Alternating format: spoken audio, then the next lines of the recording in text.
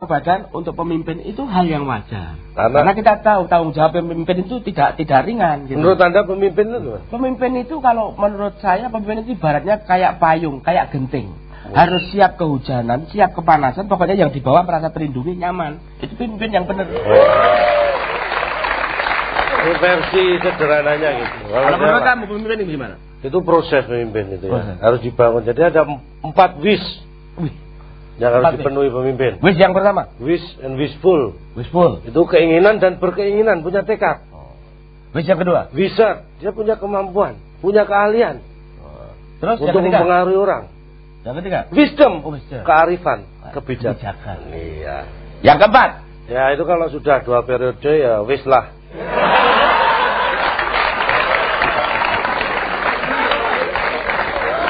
Iya toh. Kayaknya lebih ngerti ini ya Mas Mami sama Calontong ya. Jelas sama sekali nggak ngerti. Jelas. Pokoknya kita itu kan fungsinya sendiri-sendiri. Ya tapi ini udah ngelihat tadi perdebatan sekian panjang gitu, kesimpulan atau pengamatan Mas Mami gimana nih? Kemana nanti pansus kira-kira ujungnya nih? Ujungnya tetap akan kembali lagi karena walau bagaimanapun ini kan istilahnya untuk kebersamaan, untuk kemaslahatan, untuk kebahagiaan bersama. Dan ujung-ujungnya ya saya kira akan kembali lagi seperti semula, normal-normal aja. Normal-normal aja. Harapan kita sebagai masyarakat begitu. Calontong? Sama, saya yang sama melulu. Ya udah deh kalau gitu nontonnya dari sana aja deh. Ya ini tadi Mas Sebastian Salang nih yang belum kebagian ngomong ini soal nasib koalisi mungkin kalau Anda melihat begini. Begini, menurut saya di era keterbukaan seperti ini sebetulnya bukan zamannya lagi partai-partai itu pasang badan. Tetapi di era keterbukaan ini kita lihatlah rapat-rapat pansus. Semua partai dituntut kesiapannya untuk kalau mau membela secara elegan. Tapi kalau membongkar fakta, bongkar juga secara elegan dan objektif. Disitulah masyarakat menilai siapa kira-kira di antara partai ini yang betul-betul mempersiapkan semua hal untuk membongkar kasus ini gitu. Dan objektivitas dari partai-partai ini juga dilihat. Apakah hanya sekedar membela saja dari pasang badan? Lalu apakah hanya sekedar ingin menjatuhkan? Itu juga sedang diuji oleh publik. Dan kesimpulan atau pandangan dari fraksi-fraksi ini menjadi ujian menurut saya. Jadi tanggal 8 itu merupakan titik awal kita menilai apakah fraksi-fraksi ini konsisten atau tidak. Dan soal koalisi menurut saya dalam konteks sekarang ini memang tidak ada aturan yang mengharuskan mereka setia dari awal sampai akhir. Aturan koalisi itu hanya untuk membawa presiden gitu, membawa calon presidennya menjadi seorang calon. Lah setelah itu memang ya urusannya kemudian soal apakah mereka punya panggilan nurani untuk mengungkap kebenaran tidak dalam kerja mereka di parlemen. Politik begitu. Jadi, menurut saya koalisi bukan menutupi sesuatu yang salah atau mengatakan salah kepada yang benar, tidak. Ya, jadi tugas kontrol mereka menjadi sangat penting. Jadi artinya Anda membenarkan begitu ya apa yang sudah dilakukan oleh anggota pansus Golkar. Mas Andi ini tidak dipilih untuk membela presiden habis-habisan. Mas Andi ini dipilih oleh rakyat untuk memperjuangkan kepentingan rakyat. Jadi kalau ada hal yang tidak beres di negeri ini, ya tugas mereka untuk meluruskan dan mengontrol di parlemen, itu tugas mereka gitu. Pak Arbi mungkin berbeda pandangannya kalau saya tangkap tadi dari Pak Sebastian Salang? Nah, kalau soal kebenaran itu ya orang semua sama. Tapi kalau soal bagaimana menjaga stabilitas pemerintahan, efektivitas pemerintahan, itu harusnya ada perbedaan di antara oposisi dengan koalisi pemerintah. Jadi mestinya yang koalisi suaranya atau pandangannya sama, oposisi adalah juga berbeda begitu. Mengontrol pemerintah dan mengontrol DPR yang mayoritas yang berkoalisi. Jadi fungsi oposisi ya, fungsi koalisi adalah mendukung kebijaksanaan pemerintah.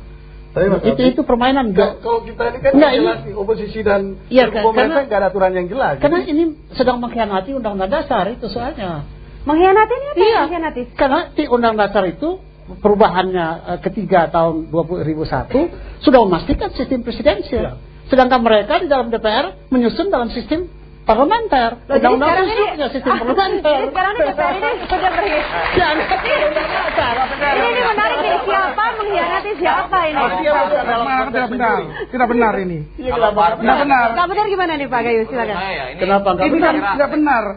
Ini kita tidak menggunakan apa yang disebut sebagai parlementer. Ini peraturan perundang-undangan, tidak menyebut di sana. Ya peraturan undang-undang itu isinya parlementer. Oh, itu dugaan atau bukan itu dugaan, faktanya. Itu penafsiran. Faktanya. Tidak disebut begitu, Pak. Iya. Baik di konstitusi maupun di undang-undang lain tidak disebut seperti Kalau itu. presidensial, parlemen itu 2 golongan aja. Ya itu menurut penafsiran bagaimana ilmu yang telah jadi kooperatif di mana-mana. Iya. Jadi intinya tentu tidak terima gitu ya. Tidak terima dong, apa disebut melanggar mengkhianati. konstitusi, jelas itu keberatan. Mungkin yang dimaksud mengkhianati konstitusi bukan dalam konteks urusan dengan Senturi. Oh, bukan. Ya, tidak dalam konteks itu. Ini soal Jadi ini soal undang-undang menurut saya. Ya. Ini Jadi ini dua hal yang berbeda. atau parlementer begitu ya. Tadi Mas Adi tadi berbicara. Proses pembuatan ini memang itu yang menurut saya. Undang-undang angket juga kan undang-undang parlementer. Iya, tapi bukan berarti itu bertentangan konstitusi. Tidak bertentangan. Ketika itu. Kalau hak yang digunakan oleh DPR. Tidak. Oke, saya pikir saya menjawab tadi yang menjawab nih dari UI nih ya. Jaminan, apakah Pansus Senturi ini menjamin hasilnya akan baik?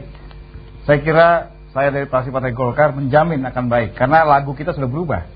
Kalau SBY lagunya ku yakin sampai di sana, Golkar lagunya katakan sejujurnya.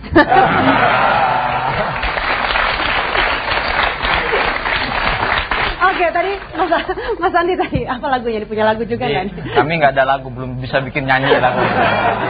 Nanti kita cari lagunya lah ya. Yang jelas itu saya kira ya konteksnya ini tentu adalah apa yang sudah istilahnya itu konstitutum gitu, apa yang sudah termuat dalam peraturan perundang-undang kita, terlepas dari kritik yang kita sampaikan. Seperti Pak Arbi ini kan kritik dari seorang intelektual mencermati sistem kita yang menurut dia itu tidak kompatibel gitu loh. Tapi ya kita ini kan bekerja bukan pada narasi gitu ya, tapi kita bekerja pada apa yang menjadi payung undang-undang. Sebab begitu kita meloncat kepada narasi, pekerjaan lembaga-lembaga negara ini juga menjadi tidak substansial. Tapi yang paling penting begini, kita kembali ke soal Senturi ya.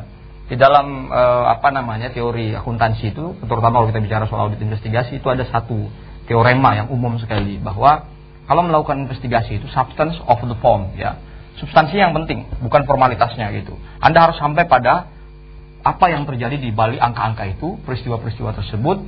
Anda harus bisa mengungkapkan fakta-fakta tersebut sebagaimana yang seharusnya, kendati dia ditutupi oleh angka-angka, dan itulah yang dilakukan oleh Pansus ini yang saya lihat. Dan sekarang masih bekerja dan sepanjang penelusuran kita kemudian lahirlah kesimpulan-kesimpulan. Ada yang punya kesimpulan seperti teman-teman di Demokrat, ada yang punya kesimpulan di Golkar dan seterusnya, dan seluruhnya itu diwadahi oleh konstitusi kita yang dikritik oleh Pak Bisani tadi. Iya, oke Pak Benit, silakan.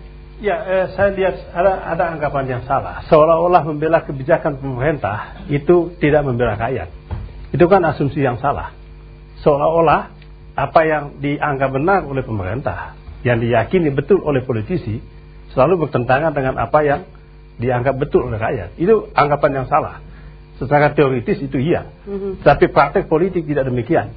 Jadi tidak bisa kita mengatakan kalau kita pasang badan untuk kebijakan pemerintah yang kita yakin betul kebijakan itu, tidak berarti disimpulkan bahwa sikap kami yang memasang badan untuk kebijakan pemerintah yang kami yakin betul tidak sejalan dengan apa yang dikehendaki oleh rakyat. Itu kesimpulan yang salah. Yang kedua, saya ingin katakan bahwa hak angket dalam sistem presidensial beda konsekuensinya dengan hak angket dalam sistem parlementarian. Dalam sistem parlementarian, hak angket itu ujungnya bisa impeach presiden dan wakil presiden. Tapi dalam sistem presidensial, hak angket adalah bagian dari fungsi pengawasan untuk memperkuat sistem presidensial. Outputnya apa? Outputnya adalah rekomendasi perbaikan kebijakan. Kemudian yang kedua adalah rekomendasi berkenaan kalau tadi ada pelanggaran peraturan, maka dibawa ke lembaga penegak hukum. Ini sistemnya. Dan sistem ini yang betul ini harus dikasih tahu dengan betul kepada publik. Mahasiswa harus paham itu. Ya, saya pertanyaan terakhir dan merupakan closing statement dari dialog kita malam ini, Pak Arbi, dengan satu kalimat mungkin, kemana menurut Anda Pansus ini akan berujung? Iya, saya kira ujung Pansus ini jelas memberikan pelajaran politik yang banyak dan juga memberikan kejelasan kita, pilihan sistem kita sekarang diperjelas. Itu mungkin akan